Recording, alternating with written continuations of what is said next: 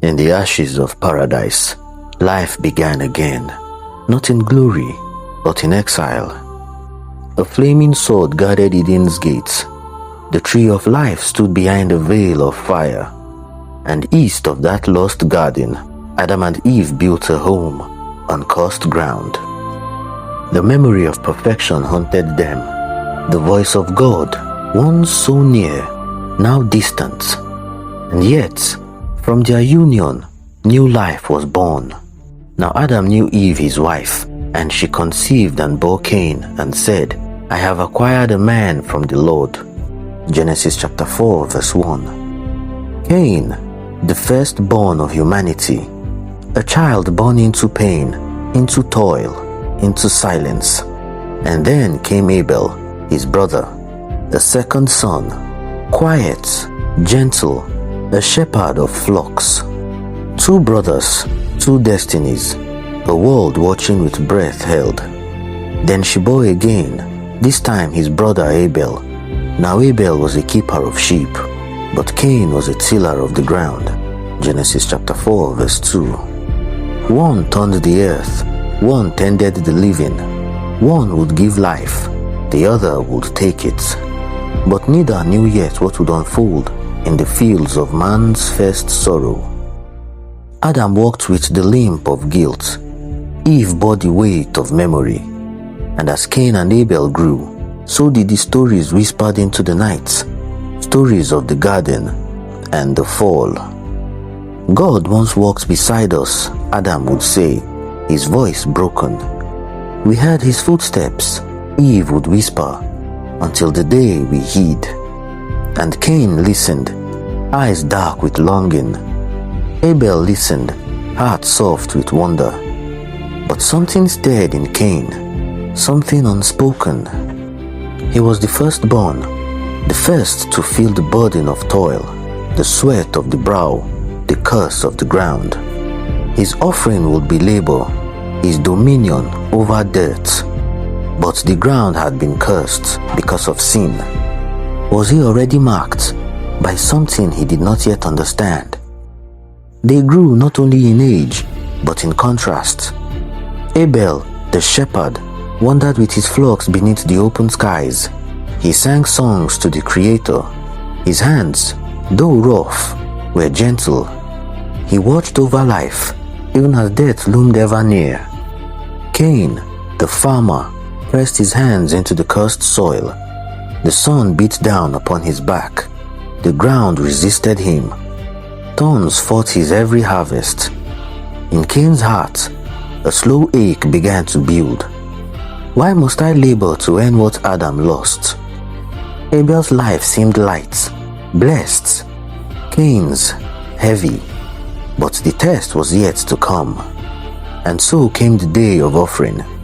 The brothers would approach the altar, two sons of man, seeking the face of God. But heaven does not merely see the gift, it sees the heart. In the silence before fire falls, one heart beats in humility, the other in hidden pride. The altar stood still, rocks laid by human hands, earth packed beneath sunburned fingers. The first sacrifice was about to ascend. Two brothers, two offerings, one God watching from above. And in the process of time it came to pass that Cain brought an offering of the fruit of the ground to the Lord. Cain approached first. His face was set, firm, proud. His hands stained with soil. His altar held fruits, vegetables, the bounty of his labor. He stood back, waiting. And then came Abel. Abel also brought the firstborn of his flock and of their fat. And the Lord respected Abel and his offering. Genesis chapter 4 verse 4. A lamb, pure, without blemish, its lifeblood spilled gently, reverently upon the stones. Smoke curled upward, sacred, solemn. And then the fire fell. By faith Abel offered to God a more excellent sacrifice than Cain, through which he obtained witness that he was righteous. Hebrews chapter 11 verse 4. Abel's altar ignited in holy flame. The smoke rose like incense into the heavens. But Cain's offering remained cold, untouched, rejected. Cain's heart burned. Why? Was it not his sweat that earned this harvest? Had he not toiled harder, worked longer? But he did not respect Cain and his offering, and Cain was very angry. His countenance fell.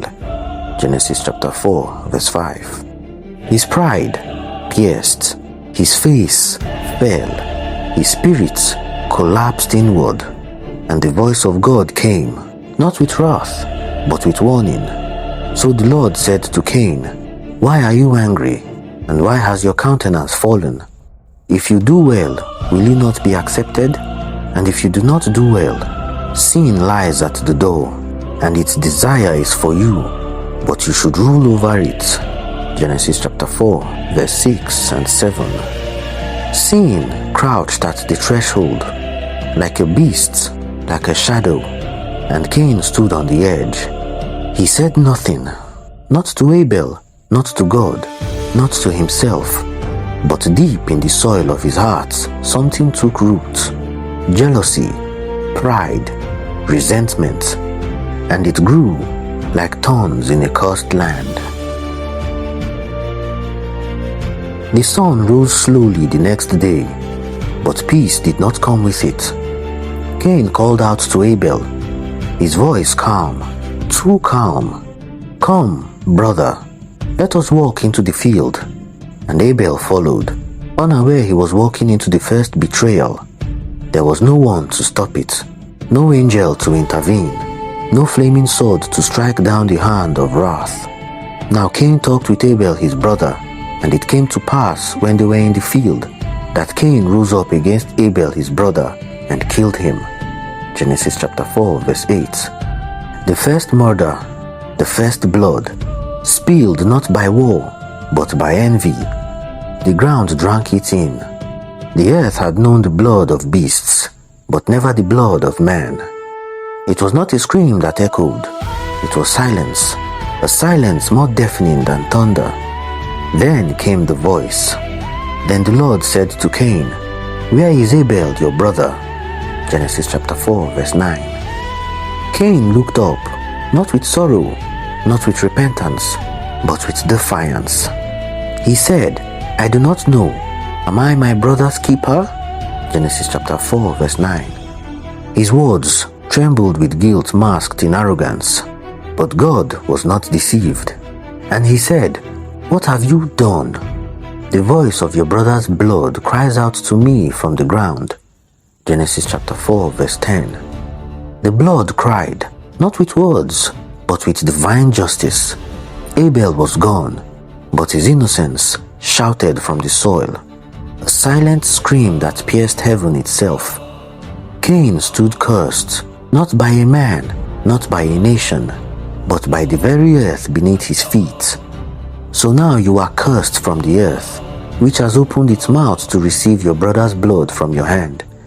When you till the ground, it shall no longer yield its strength to you. A fugitive and a vagabond you shall be on the earth. Genesis chapter 4 verse 11 and 12. And Cain's heart shattered. He thought he had killed his rival, but instead he had killed his future. And Cain said to the Lord, "My punishment is greater than I can bear." Genesis chapter 4 verse 13 and 14. He feared exile, he feared vengeance, and still God did not abandon him fully. And the Lord set a mark on Cain, lest anyone finding him should kill him. Genesis chapter 4 verse 15. Not as mercy, not as honor, but as a seal, a divine warning. And so Cain walked the earth, marked, alone, haunted, while Abel's blood continued to cry, not for vengeance, but for justice. The fields no longer welcomed him. The soil, once soft beneath his plow, now rejected him. The land had been defiled by blood, and Cain had become its enemy. He was an outcast, a fugitive, a marked man. Then Cain went out from the presence of the Lord and dwelt in the land of Nod on the east of Eden. Genesis chapter 4, verse 16. The word Nod means wandering, a name not of geography, but of punishment. Cain had no home, no peace, only echoes of footsteps behind him, reminders of what he had lost. And yet, in the vast sorrow that followed, a strange thing happened. He built. And Cain built a city and called the name of the city after the name of his son, Enoch. Genesis chapter 4, verse 17. A city founded by a murderer, a civilization born from exile. But what kind of city is birthed from a cursed hand? What legacy blooms from blood? Cain sought to outrun his shame with monuments, stone walls, iron tools, sons and daughters. But the mark remained, not on his skin, but in the soil, in the story, in the silence between brothers. And from Cain's lineage came men of power, Jabal, Jubal, Tubal-Cain, makers of tents, music, and metal. But also, then Lamech said to his wives, Ada and Zillah, hear my voice. Wives of Lamech, listen to my speech. For I have killed a man for wounding me, even a young man for hurting me. If Cain shall be avenged sevenfold, then Lamech 77-fold. Genesis chapter 4, verse 23 and 24. Violence grew. Cain's sin did not die with him. It echoed through his descendants. Murder begot murder. Pride begot wrath. The stain of blood was now in the veins of men. And yet, God remembered Abel. And Adam knew his wife again, and she bore a son, and named him Seth. For God has appointed another seed for me instead of Abel, whom Cain killed. Genesis chapter 4, verse 25. And through Seth, a different line would rise, a line not of vengeance, but of hope, a whisper in the wilderness that the curse was not the end. The ground had drunk the blood of the righteous. The first altar was shattered, the first grave dug, and yet hope stirred in the ashes. For though Abel was no more, his voice had not been silenced. By faith, Abel offered to God a more excellent sacrifice than Cain, and through it, he, being dead, still speaks.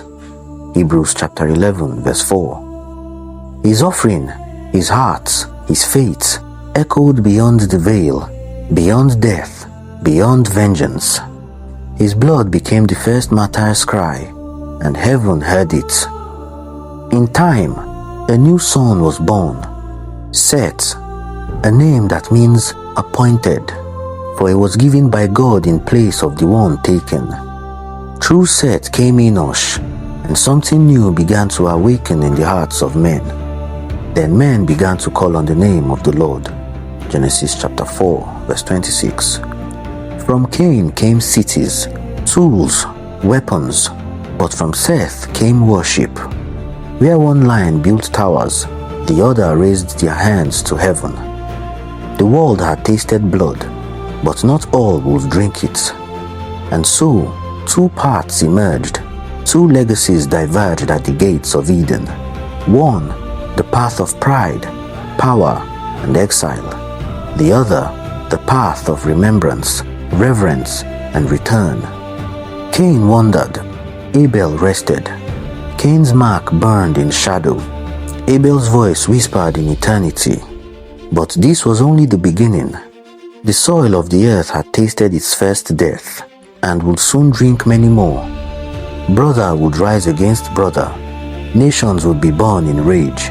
Altars would burn, and kingdoms would fall.